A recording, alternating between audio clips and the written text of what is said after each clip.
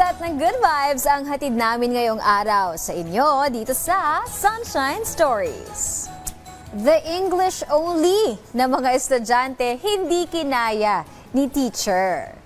Kaliw-aliw ang naging reaksyon ni Teacher Frederick Limpiada dahil sa kanyang mga estudyante hindi malaman paano sasagot si Teacher Frederick dahil sa sunod-sunod na sagot ng kanyang madadaldal na estudyante. Dahil hindi Tagalog ang pananalita ng mga ito, kundi sa salitang English. Kaya naman katuwa-tuwa ang naging response nito sa kanyang mga estudyante, ang salitang yeah.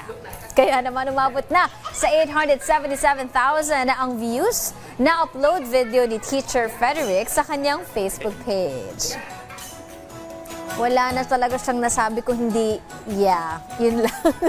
Medyo na-challenge si Teacher. Pero ito naman po tayo, Baby Z, viral sa kanyang cute na affirm sa kanyang mommy at daddy. Sa video upload ni Mommy Ash sa kanilang Facebook page, makikita na pinuri ni Baby Z ang kanyang mommy na maganda. Pero pagdating na sa kanyang daddy, sinabihan niya itong pangit. Ikinagulat naman ito ng kanyang daddy at ikinatuwa ng mag-asawa dahil sa response ng kanilang baby.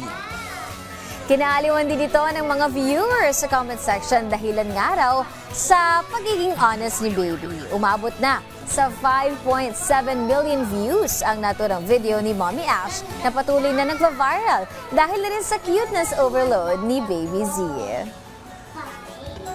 Very honest si Baby Z.